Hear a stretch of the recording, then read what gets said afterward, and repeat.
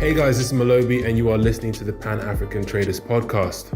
On this podcast, we're going to be speaking with experts in trade across the value chain, on the continent and also across the diaspora. This podcast is also sponsored by Kadan Kadan. Kadan Kadan is a new groupage app that allows you to share space within a shipping container so that you can save costs when it comes to your logistics and transportation. Visit kadankadan.com to learn more or visit the Instagram page Kadan Kadan Official. Okay, good morning, good afternoon, good evening, everyone. This is Malobi again from the Pan-African Traders Podcast. I'm so excited for today's episode because it's a value chain that I know very little about, but it's one that a lot of us partake in. We eat chocolate products all the time, and a lot of the raw materials come from West Africa, and very few of us understand how the whole thing works. So I'm very excited to speak with Yemi today about the cocoa value chain, and I hope you guys are as well. So welcome to the show, Yemi. How are you doing today? Hi, Malobi. I'm very, very well. How are you? I'm doing great. I'm doing great. Just trying to contain my excitement, but but here it goes. Here it goes. So yeah, Yemi, please, can you tell us a little bit about your background, where you're from, and how you sort of got into the cocoa value chain today?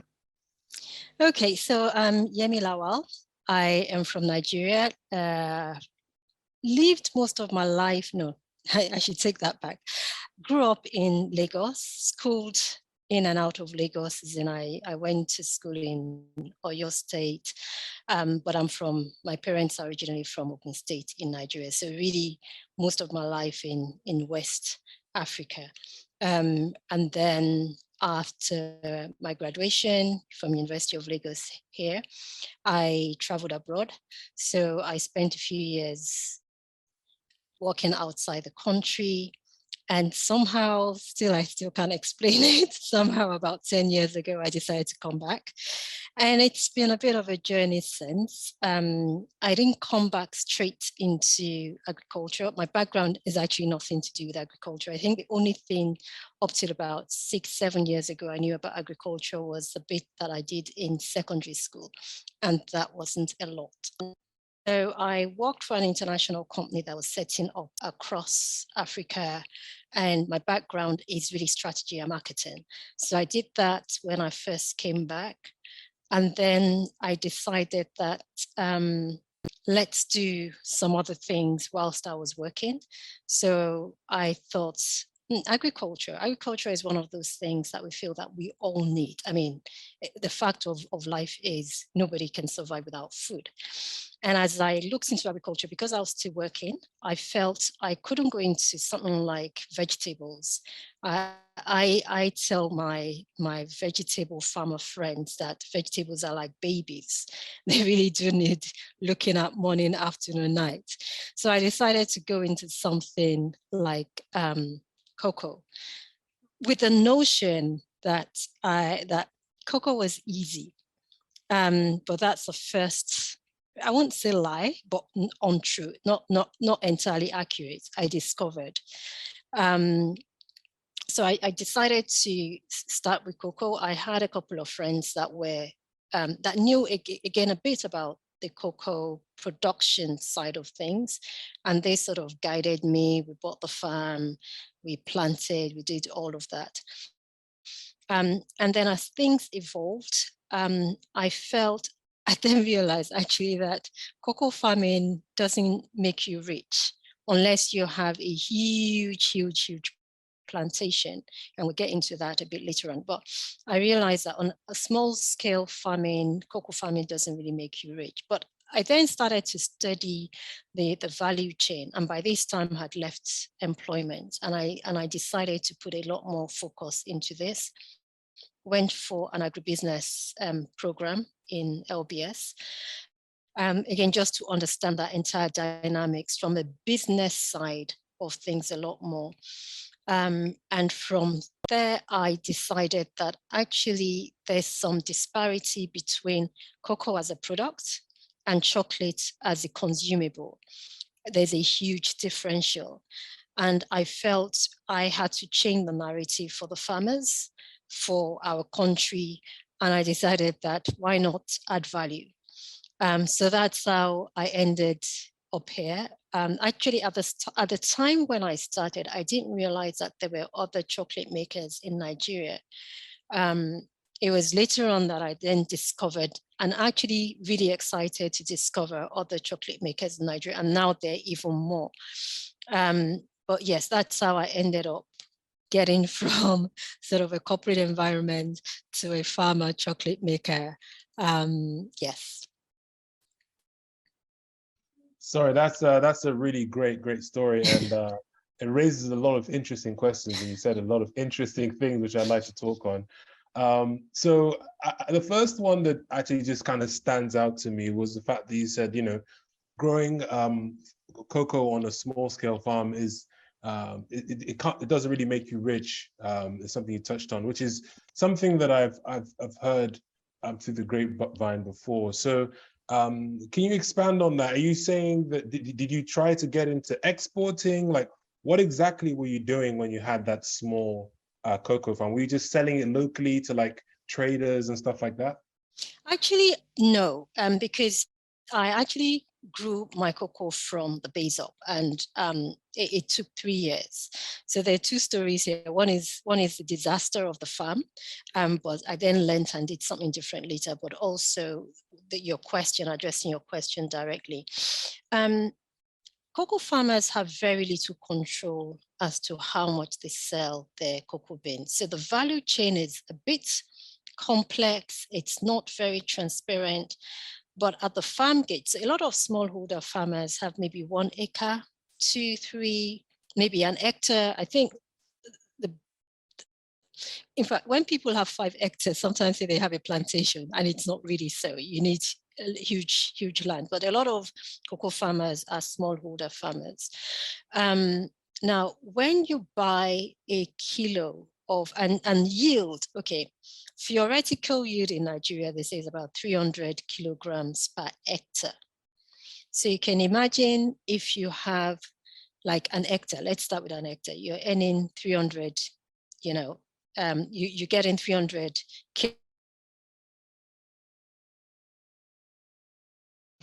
most farmers are not.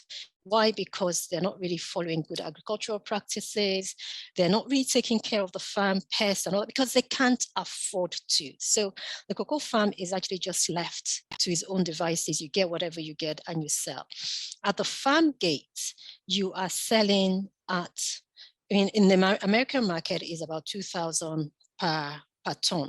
But at the farm gate, you're selling at a lot less. So a lot of farmers, even if you have 300 kilos and you're selling at maybe somewhere between 500 and 1,000 naira, it's not a huge amount of money that you get at the end of it.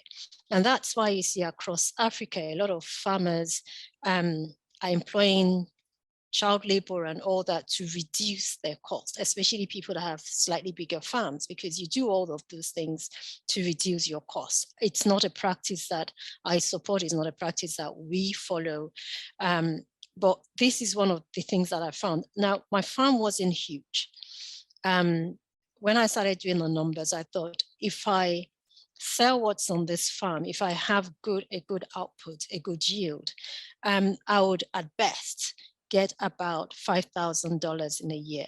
Now, that's not bad money, but that's not enough money to sustain certain things in my lifestyle.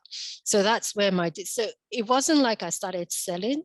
And actually, I never started off thinking I was going to make chocolate. I think I liked the idea of chocolate, but I didn't start off saying I'm going to have a farm and then make chocolate. But as I was doing those analyses and then realizing that actually this same 300 kilograms of cocoa, by the time you process it and make it into chocolate, you're earning a lot more than just selling it at the farm gate. And I think that sort of really, I don't know, frustrates me that as a country, I saw some stats today about Nigeria earning about 100 and something billion naira out of cocoa in export. I look at it and I say, yeah, good. it's a top agricultural earner. And I think, but that can be 10 times more if we add value, you know.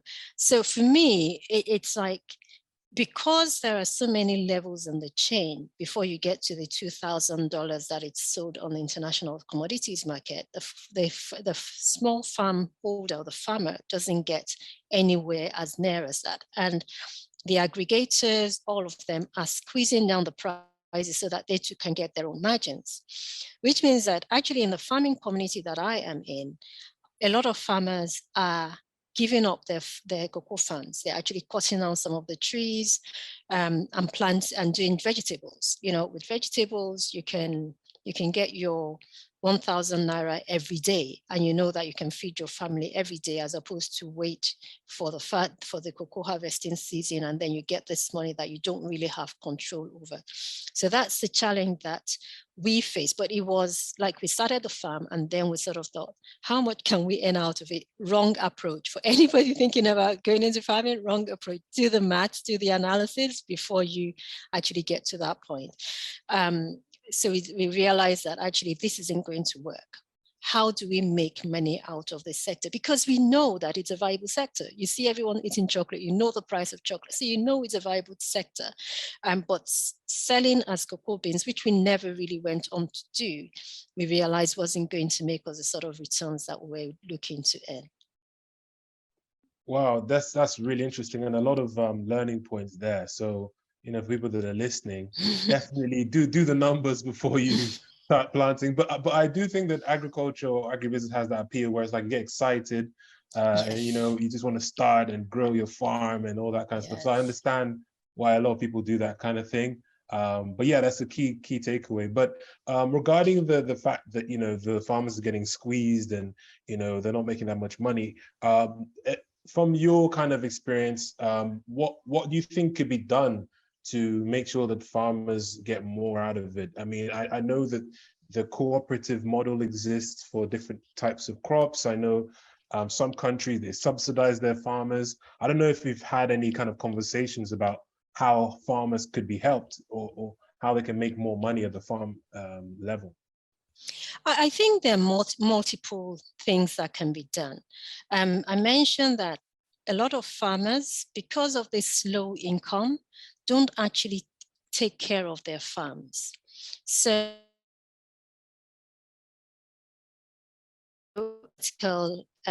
yield of about 300, 400 in Nigeria, I don't know.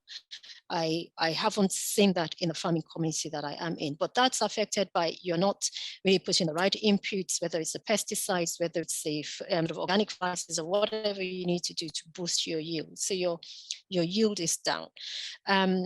Pest also is quite high. Pest attacks on cocoa farms are also quite high. Maybe two things that can be done. One is education, and this is one of the things that we hope that once we're in, is help people understand that, and not just by education, but by physically helping, financially or whatever. If you tend these farms, you can actually, the theoretic maximum you can get out of it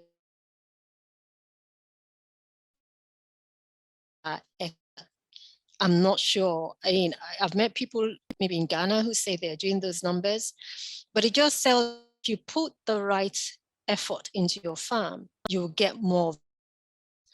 So if you output, that means that your income goes up. That's the first thing. So let's start with the grassroots.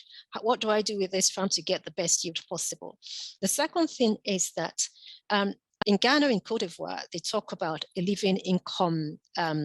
I can't remember what it's called, but it's something to make sure that there's a minimum living income wage that the farmers get. So there's a premium that the government sets that says if you're buying cocoa, you have to pay this extra to make sure that the farmers can have a sort of average standard of living. It's still not great. We need to do something like that here. So things for us, the cocoa we produce on our farms is actually not enough. And we buy from these cooperative groups where there is a premium that is paid. So we pay above the odds. The chocolate industry is growing. we really should invest more in making sure that our outputs are better, the farmers are motivated, the farmers are getting enough out of it, they're incentivized. Yeah, that's some really, really interesting information. Thanks for sharing that. And I like that we're actually starting off at the farm side of, processing side of, and it's beautiful that you actually have played in all of it. So just before we start moving on to the processing discussion, you mentioned briefly that there was a farming disaster that you had. So I'm keen to learn what that was, what happened there.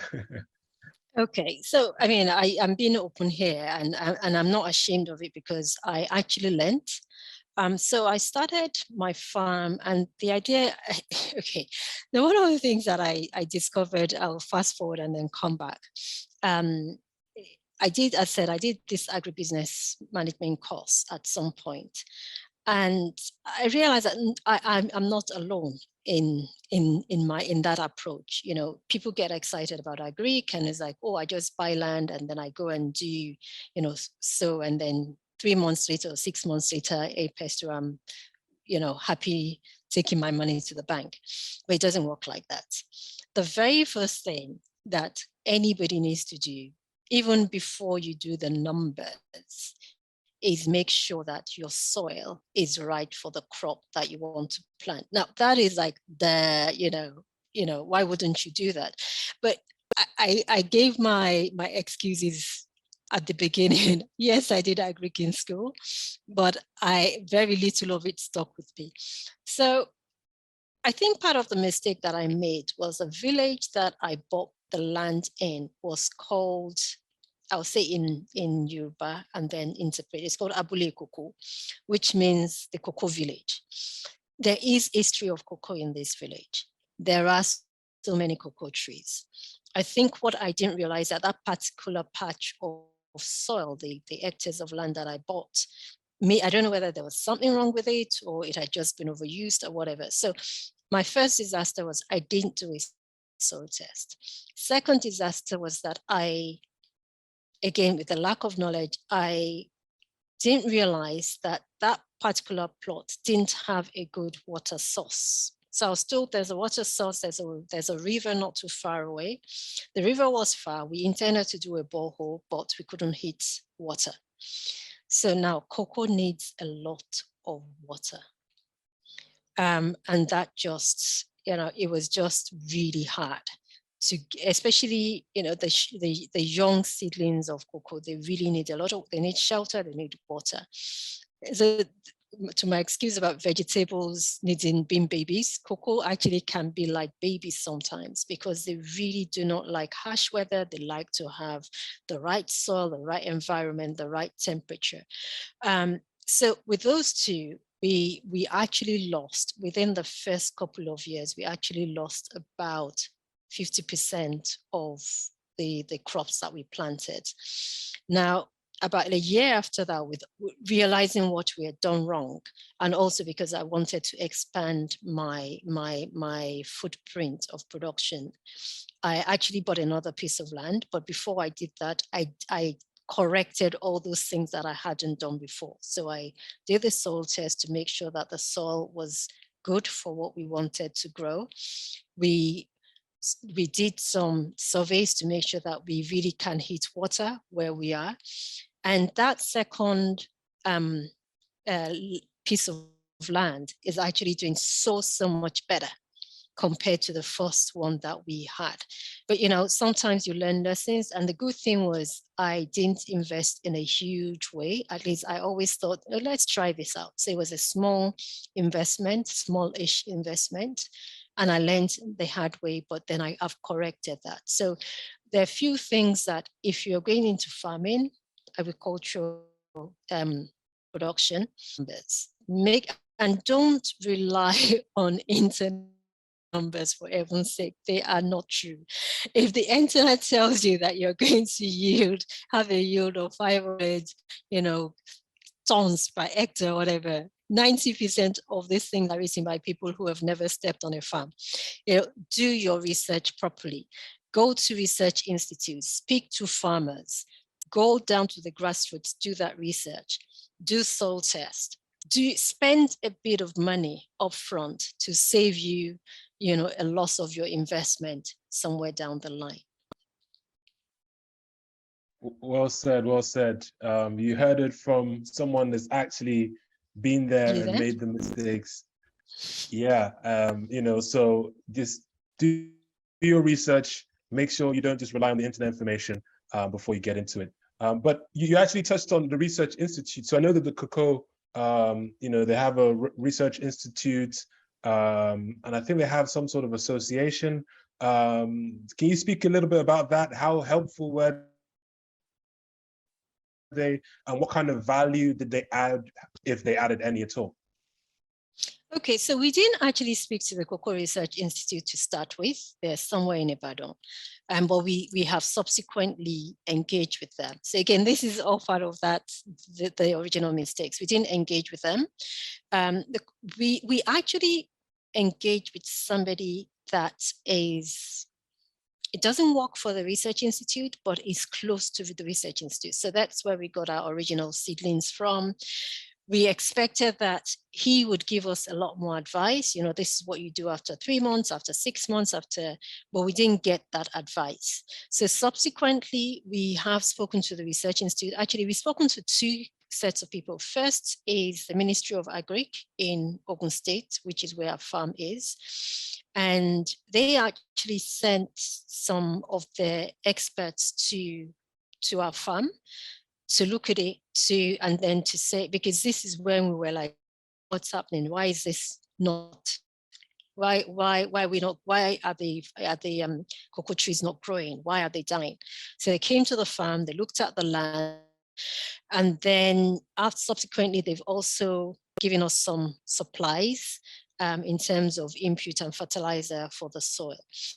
For not that soil, the other farm. So we've spoken to them, and the Cocoa Research Institute also we have spoken to. We haven't really engaged them on the farm. We're still planning to bring them in. I know somebody who did cashew and engaged with them from the onset, and they were there hand-holding all the way through. So unfortunately, we didn't do that, but that's the sort of role that they play. They would advise you on what to do with what sort of land and what to do along the way. They also do some other things like what you can do with your output. So I know they're doing research into products that you can convert your cocoa into beyond chocolate. I know there's research that's going on in that space, but we are sort of planning to see them, to meet with them or bring them into the farm very soon. You talked about Farmers Association, so that body somewhere in Ondo State. I know they cover the whole of Nigeria, but they're somewhere in Ondo State, more active in Ondo State. Again, they have published documents that we have seen. We are not part of the association. What I actually want to do is to bring together a community of farmers to a cooperative and join as a cooperative. Thank you for all of that information. And yeah, I think now would be a good time to kind of segue into the kind of value added side of things. I know that now you're making sort of chocolate products, chocolate bars. I think I saw another kind of cocoa drink product. So can you tell us a little bit about your journey, into the kind of processing and value addition, and where you got to today? Because I'm sure there's been a lot between the farm and the final product you have right now. Yes. So the first thing we did when we decided that we're going to go into chocolate making was I actually went to get trained. So I got training with one of the largest cocoa chocolate makers. They supply the process for the likes of Cadbury's and some of the bigger brands. So that's the first thing I did. Like, okay, I need to know what I'm doing.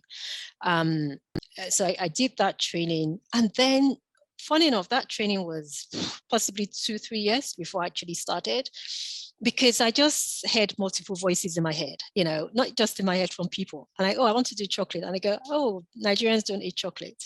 Why would you want to do that? Why don't you just export raw beans?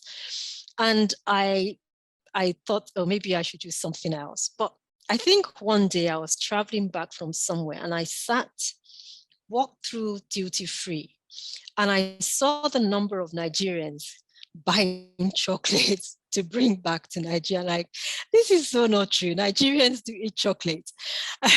Maybe that was my turning point. I don't know. I feel there were a few turning points that I had. So that was one of the points where I said, I am going to do this. And then the next bit was what equipment. Everything I saw was massive, needing millions of dollars, which I didn't have. But through research and all that, I then found some smaller equipment. And then the next bit that I did was I visited some chocolate makers, what you call bean to bar chocolate makers. So they go from cocoa beans into chocolate bars, not in Nigeria, abroad, just to see how they operate. And again, in my head, I've always thought you need to have this big space and all that. And initially speaking to NAFDAC, they're like, no, chocolate is a big industry. You can't do it in a small space and all that. But I met some people, and honestly, it was like they were using a room. This was in the US. It's like they were using just one room, and the equipment was there. And I was like, wow, you can do this, and you're generating this much income out of doing this. So I was like, okay, I have to try this. And then the third one was I visited a chocolate event in Europe a few years back. And then I saw quite a few people from the Caribbean countries, cocoa producers and chocolate makers. Now, these are small islands that have cocoa and they process into chocolate. But the way they hyped their chocolate, the way they hyped their cocoa, I'm like, seriously, guys, we have good chocolate, we have good cocoa. We can do so much more with what we have. And I promised myself that year that I was going to go back to that event with my chocolate. I haven't been back because of COVID and other things. But then I came back, and then there was COVID. I ordered my equipment somewhere between COVID and by the end of COVID. So this is the end of 2019. I decided I have to produce something. So that was my first bar of chocolate. Now, for me, I'm exploring quite a bit. Chocolate is a natural thing you think about when you think about cocoa, or you think about the chocolate drink. But I'm exploring other things that you can do with cocoa. Whether it's, so for instance, earlier this year, we partnered with somebody who does beauty products. We use cocoa butter, which is one of the byproducts of that comes out, not byproduct, one of the products out of cocoa. And we did a lip balm. Cocoa has so many benefits, so many things that are good for your skin, good for your heart, good for blood pressure, all of those things, whether you use it externally or, you ingest it. So we did a lip balm, which people were quite surprised about. This is the base of it is cocoa butter. So the base of it is cocoa. So for us, it's about how can we use this product, this cocoa bean, how can we extract value from it for different users, whether it's in a drink, whether it's in a spread. So we do a chocolate spread as well, chocolate and peanut spread as well. So we really are exploring and open to collaborations. I mean, we can't do all of it ourselves, but if you're an expert in A, we will give you the input, you produce it because that's your expertise, and then we'll put it under our brand. So that's part of what we are also looking to do. Bottom line is the more we can do with this product, the more revenue we generate, the more we can give back to the farmers. Wow. That's really, really interesting. And I'm going to have to say it's mirroring a lot of the stuff that I'm doing, but the podcast is not about me, so we'll keep we'll have that conversation another time. But it's really interesting because, it's about really exploring, experimenting, coming up with new types of products, not restricting yourself to just, let's just make chocolate bars. Really, really seeing how far it can take you. But one thing that you said that I found really interesting was when people were giving you the feedback that, Nigerians don't eat chocolate. And it almost kind of discouraged you from doing it until you said, you had these experiences and you finally decided, okay, I'm going to do it, which is really interesting because, in marketing, you're always told, listen to the customer, blah, blah. Yeah. But sometimes as an entrepreneur, you have to actually not listen, if that makes sense. You have to actually trust your gut and, believe that, okay, I'm going to do this. Even though a lot of people are saying no, I'm saying yes, and I'm going to give it a go, which is something that is not really spoken about a lot. I think we're always just taught to just listen to customers, but sometimes as an entrepreneur, you've got to have that intuition, Yes, So yes, I yes. found And that can really I interesting. say also that it's sometimes, again, bringing back my previous background, it's not about just listening. I used to do a lot of observing the customer, observing customer behavior. So it's not, because sometimes you people say things, but their actions sort of is different. So I say, oh, Yeah. people don't like chocolate, and then you go abroad and buy a whole bag of chocolate. Why not buy, I don't know, peanuts or whatever else that they sell? So sometimes just standing back, observing, listening, watching actually plays a big role as well as part of market research. I just thought to drop that in. No, it's Yeah. it's very true, very very true. Yeah, people will say one thing and do another thing. That's very very true. But yeah, there's another thing that I wanted to touch on very briefly just before we start rounding up. You mentioned how cocoa butter was another something a byproduct, or for lack of a better word. I know this cocoa powder. And these are the kind of things that people export in bulk quantities. So I just wanted to touch on that and ask you, are these things that you've explored exporting, or are you just kind of focused on more so creating this value-added product or finished products? No, okay. The first thing is that our operation at the moment is still small. We really have come this far bootstrapped, no little or no external investment. So our operation is small, which means that our capacity at the moment is small. We actually would export either cocoa powder, cocoa butter, and because at least that is one level of refinement as opposed to the pure cocoa beans. So again, you've added some value. That value would be used by somebody else to make something else, but we would do that if we had the capacity. And even at this stage, we would still explore doing that with a limited capacity that we have.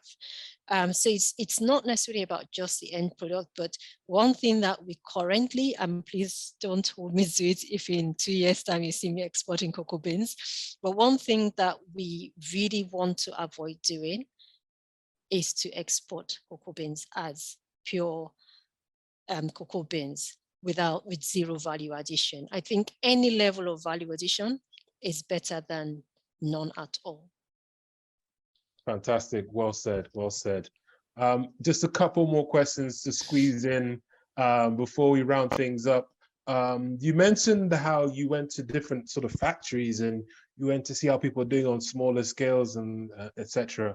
And for me, that's quite interesting because, whether it's just me, some people might have the same kind of thought pattern, but I tend to think these companies might not want you to come to see how they operate. They might want to hide the information and how things work. So how do you do that? Do you just email them and say, hey, I'm looking to learn about this. Can I come visit your factory? Do you pay them? Like, how does that work? Okay, so honestly, I was shocked because I had a list of maybe about 10. So I was going to a particular state in the US. So that had already narrowed, but I was willing to travel cross-state to visit people. So I just went online, researched companies that were small, that looked like, I mean, I didn't know how big or how small they were, but they looked bean to bar. So I just researched them and I just sent them an email. My name is so-and-so. I'm just about to start a bean to bar production. I would love to come and visit your factory. I'm going to be in the US between this date and this date. I would love if you can have me. About 5 out of the maybe 15 responded. 3 were in the state that I was going to, 2 were not in the state. And in the end, I felt that if I could visit 3, which were slightly different in terms of size, then that gave me a good scope. I was shocked because number one, this is not something that you get in Nigeria. And all three of them took me to the back room, showed me literally, I mean, I'm sure there are things that I didn't get to see, but showed me through there, literally walked me through the entire process, told me where they started from. All three of them started in their kitchen. Now that's, for me, that was like the biggest inspiration. All three of them started in their kitchen. One of them now has a cafe, so not just producing chocolate, but has a big cafe where they sell everything, chocolates plus more. But the journey that they went through made me start thinking, this is possible. You know, I have a kitchen, I can start in my kitchen. I didn't. I can start in my kitchen, and this is the potential. I know it's a different market. The US is different from Nigeria, but honestly, they were really open, really, really open. And to the extent that even now, they still say, if you have questions, please contact me. So sometimes at some point I was looking for packaging because I like the packaging that one of them used, and they gave me the address of the person. It didn't work out for an economic point of view because importing packaging into Nigeria just is expensive for that particular thing I wanted. But they were really, really open, genuine. And I think here we need to do more of that. Let me close this question on that point. We need to do more of that. We need to be a bit more open. Competition doesn't mean that someone is going to kill your business. There is so much that is in here, as in your head and in your heart, that people can't steal. They can see what you're doing, they can see the equipment, they can see all of that. But if they don't have the right heart and soul and those other things that are not measurable, not tangible, they can't really steal your business. That's my policy. That's my view. I might be naive, but that's my personal view. I completely agree. Sometimes, God is, I'm going to get a bit spiritual here, but I think that sometimes God puts something in your destiny. And so no one's going to be able to take that from you. Exactly. So I think sometimes we get overly protective and overly scared.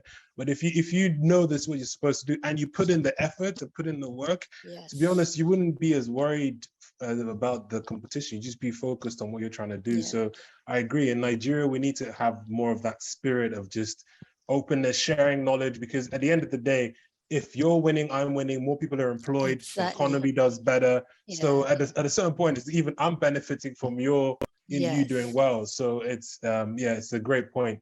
And I think that's a great place to round up. I have a lot more questions, but I feel like we need to keep it a reasonable length. But this has been really, really interesting. I've learned a lot. I've heard some of your wins and some of the challenges you've had.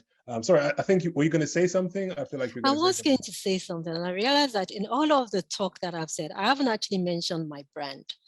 So the brand, so the brand is called Yemmies. And again, I decided that I wanted this brand to have a name that had its roots in Nigeria. So on all of our packaging, we write something like, I should have brought a box here, proudly Nigerian. And for me, it's about, we have this product, I'm proud of this product as chocolate, and I want that name to also reflect the heritage in Nigeria. So the product, our brand is called Yemmies, Yemmies, Yemmies Chocolates. Yes. I was just about to get into it. I was going to ask you, can you share some socials? What's your Instagram handle, Facebook, Twitter, whatever you're on, website, if you have one as well, so people can follow you? Yes, so our website is www.yemmies. Instagram, we are on Yemmies _chocolates. We are on Facebook, but we're not active. And we're not really active on any other social media handle at the moment, but we are working towards that. But those two, we are very, very, very active. Fantastic. I honestly recommend you all go onto their website. They've got amazing products. As soon as I saw the brand, I was like, yes, this is what we need to see. We need more made in Nigeria value-added products. Yes, like you said, I saw someone shared to me that I think in Q1 of this year or something, I think cocoa beans was the highest agricultural export. And it's like, yes, that's great. We're exporting a lot of cocoa beans, but we can make a lot, like 10 times more, like you said. So Yes. I really encourage this, and I'm really happy to see more and more indigenous chocolate brands, kind of springing up and taking the center stage. Thank you. So thank you so much for joining me on this Thank podcast. you It's been a too. pleasure having you. Thank you so much, Malove. I guess we speak again some other time. For sure, for sure. All right. Thank All you. right. Bye. Bye. Thank you very much for listening to this episode. We hope you enjoyed it and took away as much information as possible. Our second sponsor for this episode is Afriverse. Afriverse is an e-learning marketplace for those in the diaspora and on the continent to share knowledge between each other. Whether you're looking to gain a new skill or to find out ways that you can make money online, particularly on the African continent, Afriverse is the website for you. Visit afriverse.co, that's afriverse.co to learn more. Right now, we are running a 10% promo off the How to Export from Nigeria course. If you're looking to find out how to become a professional exporter from A to Z, visit afriverse.co, find the How to Export from Nigeria course, and type in PT10 on the checkout to get 10% off this amazing course. Please visit afriverse.co or check out our Instagram at afriverse.co to learn more.